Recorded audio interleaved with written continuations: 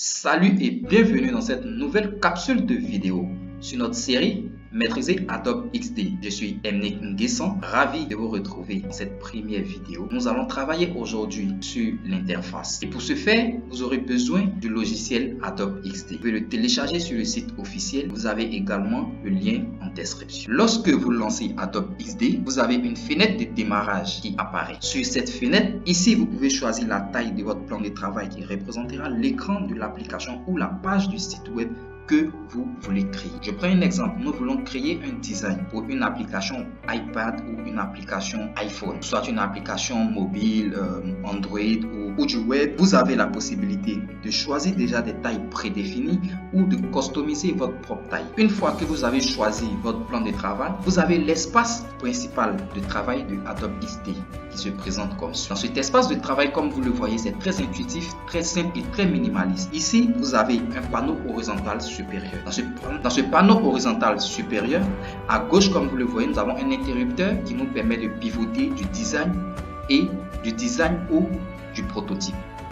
Lorsque vous êtes en mode design, vous avez la possibilité d'apporter des modifications et ces modifications ont une incidence sur le côté visuel de votre projet. Donc, quand nous allons rentrer dans la partie design et que nous appliquons des modifications, cela s'applique au visuel de notre projet. Quand vous pivotez de la partie prototype, vous pourrez modifier, mais cette fois-ci, ces modifications vont donner vie à votre projet. Ces modifications seront portées sur le prototype, un prototype interactif qui concerne les différents écrans ou les différentes pages de votre projet. Nous sommes à la première page, nous voulons aller de la deuxième page à la troisième page, ainsi de suite. C'est dans la partie prototype que nous allons faire ce travail. Quand nous regardons tout juste à côté, à droite, nous avons une liste déroulante qui nous donne le zoom. Lorsque nous sommes à 100%, nous avons la taille normale. Donc quand je suis dans mon design et que je me trouve à un zoom de 100%, cela veut dire que tel que ça s'affiche sur mon écran à 100%, c'est de la même manière que ça va s'afficher sur mon téléphone. Vous pouvez zoomer, vous pouvez dézoomer, aller jusqu'à 200%, 300% en fonction de ce que vous voulez.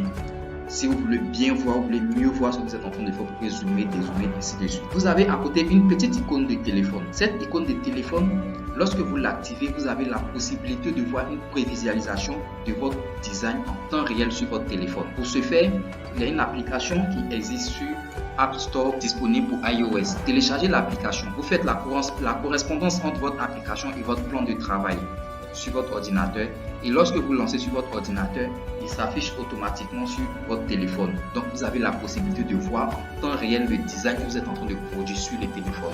Je pense que ça, c'est beaucoup plus intéressant. La limite en fait des autres logiciels de création graphique tels que Photoshop, Illustrator, il y a un peu ça. Vous pouvez faire la création, vous ne pouvez pas avoir une prévisualisation directe avec votre téléphone. Par contre, avec Adobe XD, cela est possible. Et à côté de l'icône du petit téléphone, vous avez une icône de lecture. Cette icône de lecture vous permet de prévisualiser votre design sur votre ordinateur. Et en dernier point, nous avons l'icône de partage. Cette icône de partage va vous permettre de montrer, de prototyper et de publier à vos clients ou de publier à vos membres de votre équipe le design que vous avez fait. À gauche, nous avons la barre d'outils. Et lorsque nous partons du haut en bas, nous avons notre outil de sélection. Et comme raccourci, vous pouvez utiliser la touche V sur le clavier.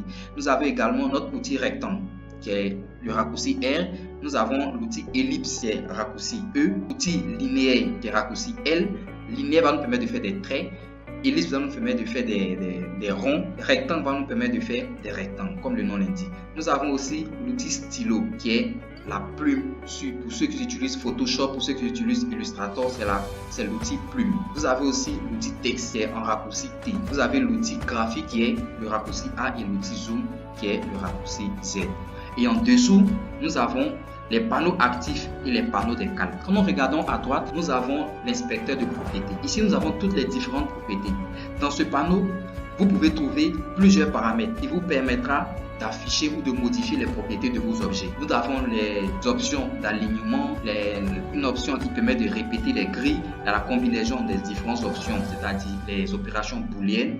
Vous avez aussi les tailles et les positionnements des objets, le style de texte, les opacités, le rempli ou bien les frontières, même les ombres et également les flous. Voilà, merci. Nous sommes au thème de notre capsule de vidéo. Nous avons présenté ici l'interface d'Adobe XD. C'est avec plaisir que je vous donne rendez-vous dans la prochaine capsule où nous parlerons de plan de travail.